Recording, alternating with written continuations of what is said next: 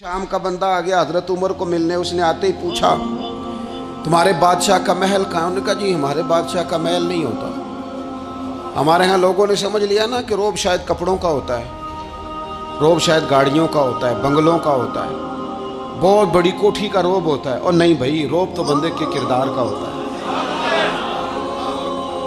اس کے افکار کا روب ہوتا ہے، روب اس کے اونچے خیالات کا ہوتا ہے۔ کہاں ہے آپ کے بادشاہ کا محل؟ تو نے کہا محل شہل تو کوئی نہیں، مسجد میں ہوں گے امیر المومنین۔ بندہ کہتا ہے میں سوچ میں پڑ گیا کہ جس کے نام سے میرا بادشاہ کانپتا ہے وہ مسجد میں ہوگا، گن مین ہی کوئی نہیں، ہٹو بچو ہی کوئی نہیں، ادھر ادھر ہی کوئی نہیں، پہرے دار ہی کوئی نہیں۔ مسجد میں جا کے پوچھا جناب عمر، کہنے لگے ادھر ہی تھے۔ کدھر ہیں بھائی حضرت؟ وہ کدھر ہیں؟ میں ادھر ہی تھے۔ کہنے لگا میں حیران ہو گیا، یہ بادشاہ کی بات ہو رہی ہے۔ ایک صاحب کہنے لگے وہ کھجوروں کے باغ کی طرف جا رہے تھے، کہتے میں کھجوروں کے باغ میں گیا تو ایک بندے سے پوچھا امیر المومنین، کہنے لگا وہ سامنے کی طرف جا رہے تھے، ادھر گیا۔ ایک بندے سے پوچھا کہاں ہے وہ شخص جس کی 24 لاکھ مربع میل پہ حکومت ہے؟ کہاں ہے وہ شخص جو مدینے میں بیٹھ کے نعرہ لگاتا ہے تو کیسر و کسریٰ کانپ جاتے ہیں؟ وہ بندہ کدھر ہے کہ جس کی بات جگہ جگہ ہوتی ہے، جس کا تذکرہ سنا ہے کہ اسے دیکھ کے شیطان بھی رستے بدل جاتا ہے؟ انہوں نے کہا وہ دیکھ رہے ہو کھجور کے درخت کے نیچے کنویں کے ساتھ مٹی کا ڈھیلا تکیے کی جگہ رکھ کے وہ جو تامت باندھے کرتا پہنے سویا ہے وہی تو فاروق اعظم ہے۔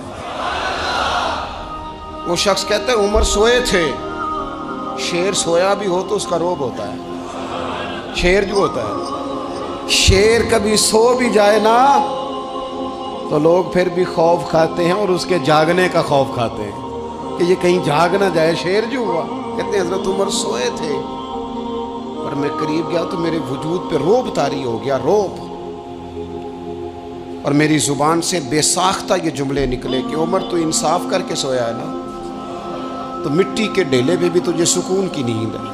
خودداری، وقار، عزت، یہ احساس کمتری سے باہر نکلیں۔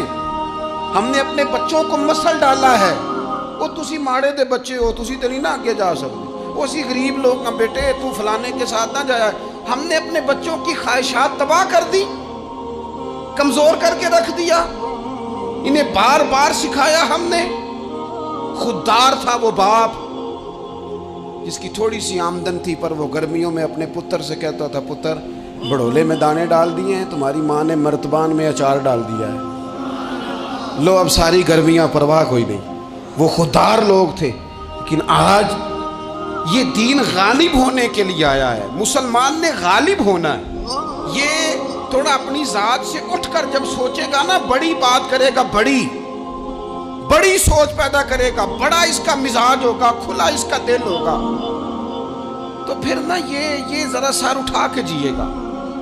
قرآن مجید کی جو آیت کریمہ میں نے تلاوت کی، اللہ کریم نے فرمایا هو الذی ارسل رسولہ بالہدی ودین الحق، فرمایا وہ قادر مطلق ہے جس نے اپنے رسول کو ہدایت اور حق دے کے بھیجا ہے۔ دو چیزیں دے کے بھیجا ہے، ہدایت اور حق۔ کتاب ہدایت اور حق حضور لے کے آئے۔ کس لیے بھیجا ہے؟ کہ نیرا تسبیح پڑھیں اور سو جائیں،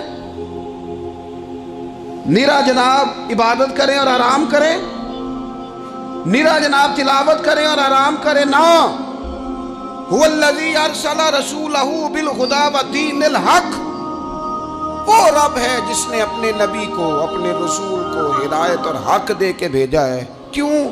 کہ لیظہرہ علی الدین کلہ، تاکہ اس دین کو تمام دینوں پر غالب کر دے، اس کو غالب کرے، ہر دین پر یہ دین چھا جائے۔ وَلَوْ كَرِهَ الْمُشْرِكُونَ، اگرچہ مشرکوں کو یہ بات بری ہی لگے، نا پسند آئے، کسی کو نہیں آتی، لیظہرہ علی الدین کلہ، یہ دین غالب ہونے کے لیے آیا۔ غالب، تو نماز بھی پڑھ، عبادت بھی کر، لیکن یہ بھی خیال رکھ کہ دنیا میں نماز والے نبی کا نظام بھی قائم کرنا ہے۔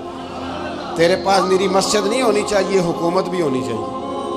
مسلمان کے ہاتھ میں نری تسبیح نہیں ہوگی، یہ انان حکومت بھی چلائے گا، اس کے اندر خودداری ہوگی۔ حضرت عمر تہجد بھی پڑھتے تھے اور سویرے حکومت بھی کرتے تھے۔ حضرت صدیق اکبر ساری رات مدینے والے کی یاد میں رویا بھی کرتے تھے، اور صبح اٹھ کر تلوار لے کر نبی پاک علیہ السلام کی ختم نبوت کے منکروں کے خلاف جہاد بھی کیا کرتے تھے۔ جب تک اپنے مزاج میں وہ شوق نہیں پیدا ہوتا کہ دین کو غالب کرنا ہے، جد و جہد کرنی ہے، کوشش کرنی ہے، بڑا سوکھا ہے ہمارے لیے بھی، آرام سے نماز پڑھیں، نفل پڑھیں، عبادت کریں، اور ویسے بھی اسے لوگ زیادہ بڑا پیر سمجھتے ہیں جس کی تسبیح زیادہ لمبی ہو۔ وہ زیادہ بڑا پیر ہوتا ہے جس کی پگڑی ذرا زیادہ بڑی ہو، جبہ تگڑا پہنے، اجرے کے اندر رہے، باہر نہ نکلے، اور اندر جائیں 2 منٹ کے لیے حضرت کی زیارت کریں، باہر آ جائیں، بات چھوٹی، وہ زیادہ پیری مریدی ہو جاتی ہے۔ پیر تو بولتا ہی نہیں۔ وہی ہے تیرے زمانے کا امام برحق، اقبال کہنے لگے وہی ہے تیرے زمانے کا امام برحق، جو تجھے حاضر و موجود سے بیزار کرے اور موت کی شکل میں دکھلا کے تجھے جلوہ یار، زندگی تیرے لیے اور بھی دشوار کرے، تو تیرا جینا مشکل کر دینا، وہ تیرے زمانے کا امام برحق ہے، تیرے لیے زندگی دشوار کر۔